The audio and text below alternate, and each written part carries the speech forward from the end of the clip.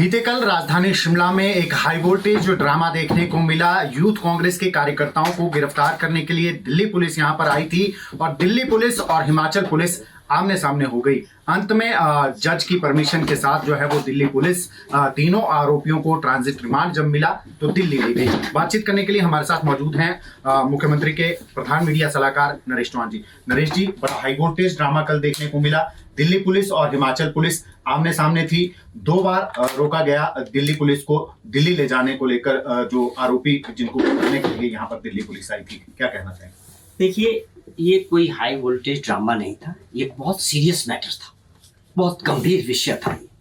जब कोई भी राज्य दूसरे राज्यों में जाता है किसी भी इसके, तो ये कानून के दायरे में, नियमों के दायरे में है कि आपको वहाँ की पुलिस को इस चीज को इंटीमेट करना है और उनको सहयोग से आगे काम करना है। जिस प्रकार से दिल्ली पुलिस इसको लेके आई बिना पुलिस को इन्फॉर्मेशन किए और सीधे तौर पे जो है बिना आप समझे कि वारंट के बगैर, और आपने उनको अरेस्ट किया, कोई मेडिकल उनका नहीं कराया। कानून ये कहता है कि आपको अरेस्ट करने के बाद सबसे पहला काम है आपका कि आप केस देंगे, उसके बाद उनका मेडिकल होगा, उसके बाद आपका ट्रांजिट जो है रिमांड होना चाहिए। इन बातों को लेके हमारी पुलिस को जब मालूम हुआ तो इन बातों को लेके उनको रोका गया कि आप इसको गलत तरीके से कर रहे हैं। हम किसी अपराधी को नहीं रोक रहे हैं या जिनको वो ले जाने आए थे उनको नहीं रोक। हमारी पुलिस ने और सरकार ने इस बात पर ध्यान दिया कि ये सब गलत तरीके से। इस बात को लेके माननीय दिल्ली हाई कोर्ट का साफ उनको आदेश भी है कि जब भी आप दूसरे राज्यों में जाते हैं तो आपको वहां के राज्यों की पुलिस को सहयोग से और उनको इंटीमेशन से ही आगे बढ़ना है। ये सिस्टम है। जिस प्रकार उन्होंने किया कि बिना FIR के, बिना मेडिकल के, बिना ट्रांजिट कैंप वो करा के रिमांड करा के, अल्टीमेटली क्या हुआ वही फॉलो करना पड़ा। कोर्ट में गए, उसके बाद कोर्ट से जो भी इस बात को नहीं माना तो उनको वहाँ तब जाके उन्होंने उसका केस बनाया। केस बनाने के बाद आप समझे कि उसके बाद मेडिकल करवाना पड़ा, फिर ट्रांजिट उनको जो रिमांड मिला।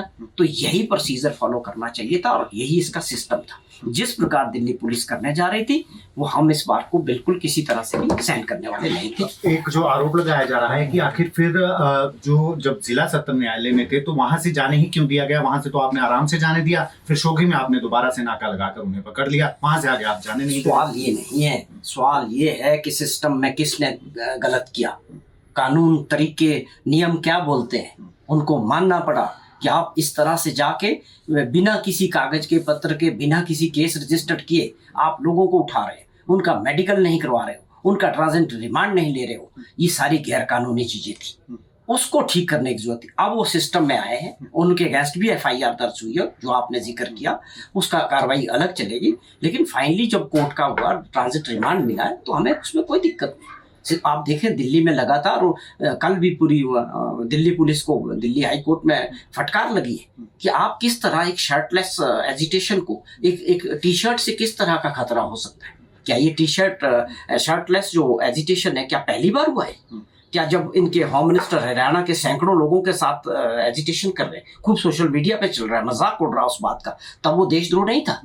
तो ये बातें जो है लोकतंत्र में लोगों को अपना बात रखने का शांतिपूर्वक तरीके से किसी चीजों को लेके अधिकार है।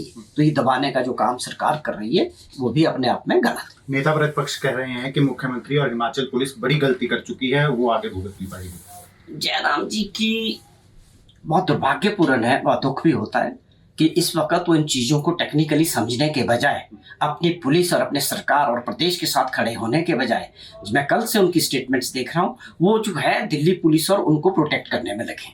आप किसी वकील को बुलाते, सिस्टम को समझते कि इसमें क्या गलतियां हैं और अपने सरकार के साथ, अपनी पुलिस के साथ खड़े होते तो हमें खुशी होती। ये बहुत दुर्भाग्यपूर्ण। बहुत बहुत शुक्रिया। तो ये थे हमारे साथ मुख्यमंत्री के प्रधान मीडिया सलाहकार नरेश चौहान, जिन्होंने कहा कि नेता प्रतिपक्ष को वकीलों की राय लेनी चाहिए थी और हिमाचल प्रदेश के साथ खड़ा होना चाहिए था, हिमाचल पुलिस के साथ खड़ा होना चाहिए था, बजाय कि हिमाचल पुलिस और हिमाचल सरकार को कोसने के। दैनिक सवेरा टीवी के लिए शिमला से कैमरामैन DC भारद्वाज के साथ राजेंद्र शर्मा।